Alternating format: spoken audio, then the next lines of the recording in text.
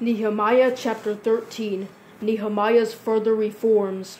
At that time, the book of Moses was read publicly to the people. The command was found written in it that no Ammonite or Moabite should ever enter the assembly of God, because they did not meet the Israelites with food and water. Instead, they hired Balaam against them to curse them, but our God turned the curse into a blessing. When they heard the law, they separated all those of mixed descent from Israel. Now before this, Eliashib the priest had been put in charge of the storerooms of the house of our God. He was a relative of Tobiah and had prepared a large room for him, where they had previously stored the grain offerings, the frankincense, the articles, and the tenths of grain, new wine, and oil prescribed for the Levites, singers, and gatekeepers, along with the contributions for the priest. While all this was happening, I was not in Jerusalem, because I had returned to King Artaxerxes of Babylon in the 32nd year of his reign. It was only later that I asked the king for a leave of absence so I could return to Jerusalem. Then I discovered the evil that Eliashib had done on behalf of Tobiah by providing him a room in the courts of God's house. I was greatly displeased and threw all of Tobiah's household possessions out of the room. I ordered that the rooms be purified, and I had the articles of the house of God restored there, along with the grain offering and frankincense. I also found out that because the portions for the Levites had not been given, each of the Levites and the singers performing the service had gone back to his own field. Therefore, I rebuked the officials, saying, "Why has the house of God been neglected?" I gathered the Levites and singers together and stationed them at their posts. Then all Judah brought a tenth of the grain, new wine, and oil into the storehouses. I appointed as treasurers over the storehouses Shelemiah the priest, Zadok the scribe, and Pedaiah of the Levites, with Hanan son of Zachir, son of Mattaniah, to assist them, because they were considered trustworthy. They were responsible for the distribution to their colleagues.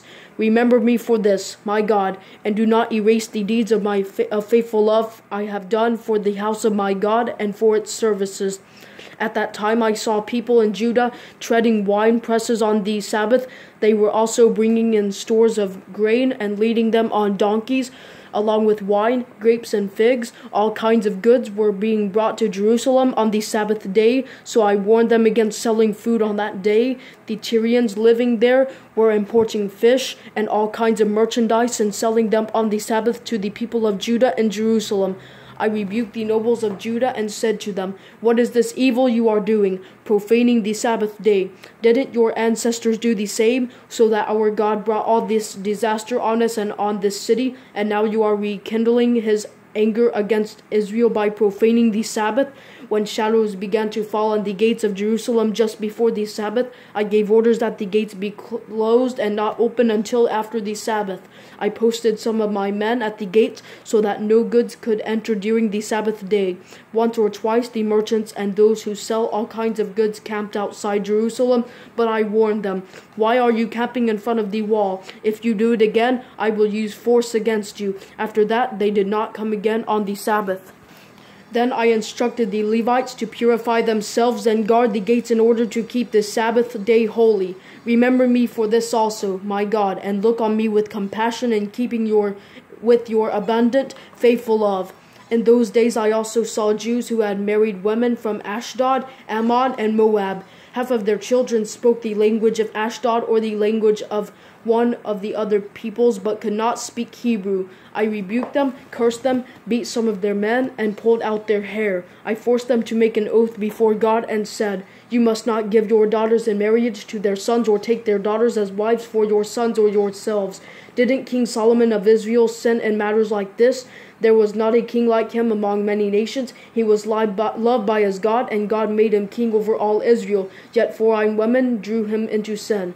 Why then should we hear about you doing all this terrible evil and acting unfaithfully against our God by marrying foreign women?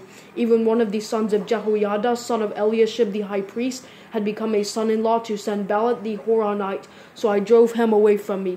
Remember them, my God, for defiling the priesthood as well as the covenant of the priesthood and the Levites. So I purified them from everything foreign and assigned specific duties to each of their priests and Levites. I also arranged for the donation of wood at the appointed times and for the first fruits. Remember me, my God, with favor.